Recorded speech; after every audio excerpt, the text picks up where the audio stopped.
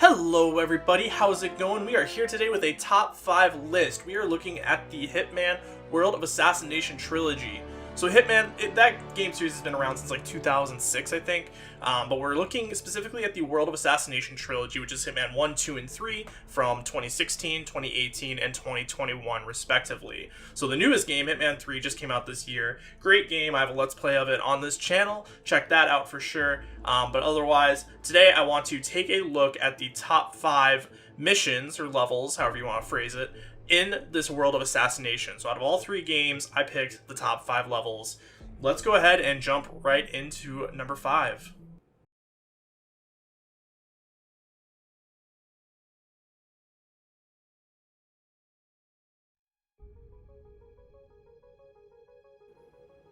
Alright, so the number 5 mission is the showstopper from Hitman 1. In this mission, you are targeting Viktor Novikov and Dalia Margolis. This is actually the first real mission in the World of Assassination trilogy. You have some test missions beforehand, but this is the first truly open, just completely large area. You're at a fashion show, it's a big mansion, there are so many different options you can do. It honestly is kind of difficult. Throwing your first mission out there, and it's rather tough. You have to figure out, here's this whole environment, and how do I get around it? Okay, I need these certain disguises. Where do I get them? And it's kind of a whole train of thought you have to go through, and it's your first time doing it. So I think for a first level, this is really great, really fun. There are a lot of options, but it is kind of tough, which is why I put it at number 5. I would have liked if it was a little easier, even though I do like that it's kind of tough as well. It's kind of hit or miss in some spots, but that's my number 5 level.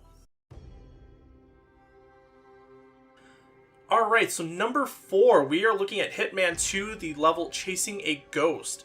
Now in this mission, you are in Mumbai, India. You are chasing down the Maelstrom, Vanya Shah, and Dawood Rangan.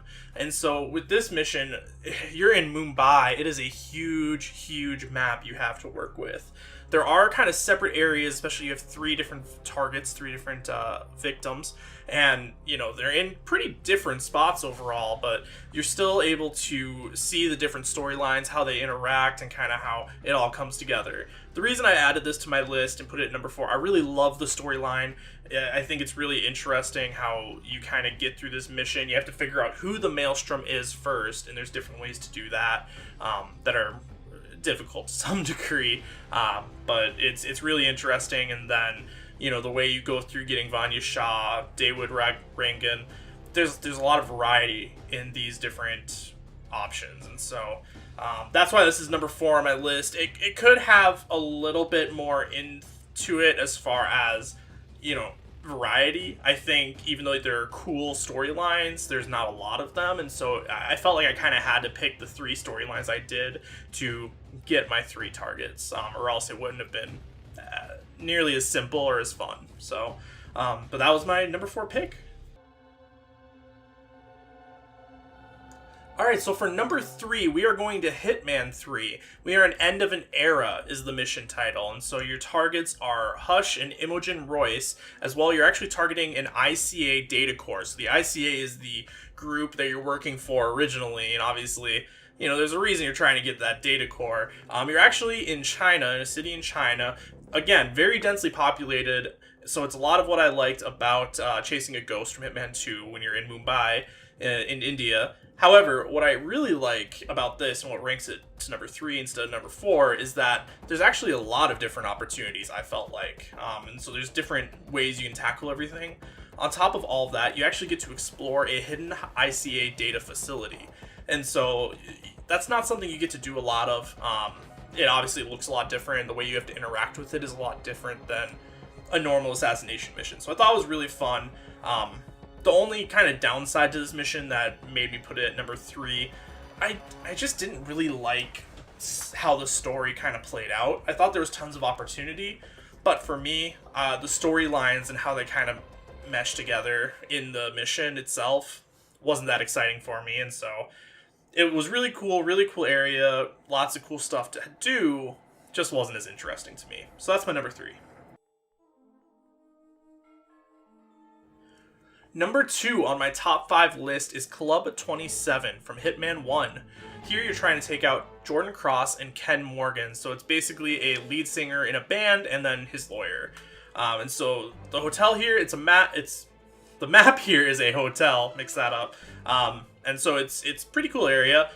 What I really like about this and what went above and beyond. So there's a lot of people and there's a lot of different opportunities in this one. I feel like Hitman 1 in general had more opportunities to do different things, but either way, the thing that really killed it is there's this scene when you're trying to get Jordan where his dad made other people like get him a cake and do a whole thing, like sing a whole song. You just like sit there for it, and it's so awkward and so funny, and so sad. And so it's just this, you know, I've talked about the past couple levels. It's the story in this one that I really enjoy the most, along with the map. You know, it's very clear where everything is. It's easy to move around in. I knew, you know, if I needed to go down to the kitchen, if I needed to go wherever else, I could find my way there pretty easily. So overall, that's my number 2.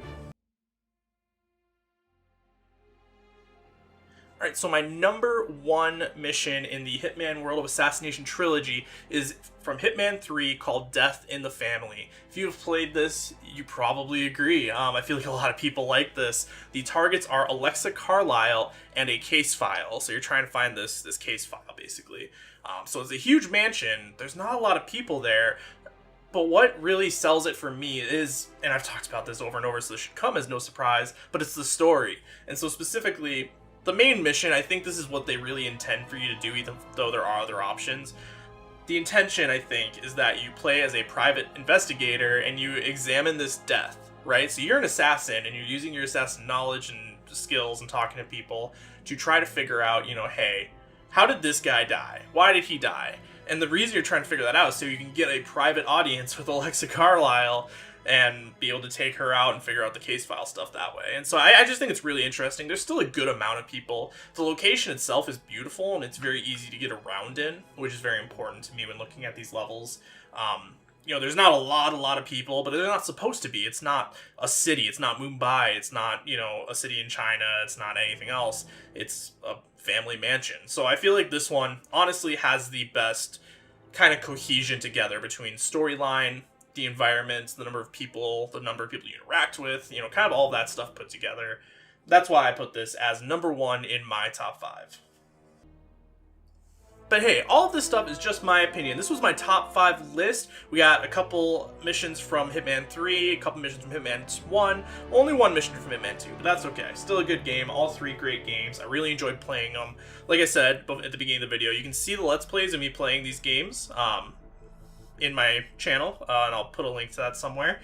Otherwise, what missions did you like? Is there one that you love that I didn't even mention? Is there one that you love that I did mention? Do you agree with me on some of these? Let me know about that in the comments down below. And hey, if you like this video, hit the like button, subscribe to my channel if you want to see more content like this. I'm trying to put out, you know, different types of videos here and there. So I have this, I'm trying to do some Lego stuff, trying to, you know, keep a variety going. I'll probably be putting more Let's Plays up as well in the future, but either way, you know, thank you so much for hanging out with me for this video at least. I really do appreciate it, and I hope you have a good one.